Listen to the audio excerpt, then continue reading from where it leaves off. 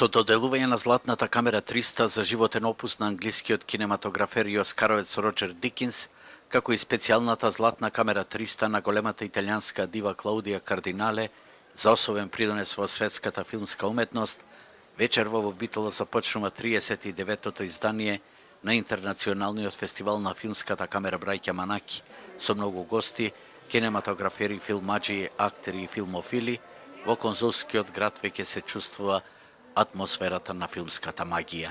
Спремни сме, како и секоја година, како што доликува на нивото и реномето на фестивалот Браќа Манаки, главниот гостин, главната звезда Роџер Дикинс од вчера е во Битола со сопругата и полека пристигнуваат и сите други големи видни гости. Секој момент треба да пристигне Клаудија Кардинале. Значи, двете звезди да ги имаме вечер на свеченото отворење, како што е планирано. И публиката, заедно со вас како медиуми, ја поканувам да повели, да гледа убави филмови, главна конкуренција, документарни, европски перспективи, полнокна програма на стари класични хорор хит филмови. Ете, поубаво од тоа здравје. Во официјалната конкуренција ќе бидат 12 филмови, меѓу кои од Канскиот фестивал 6, од Берлинскиот фестивал 3, од Венеција 2 и од Карлови Вари 1.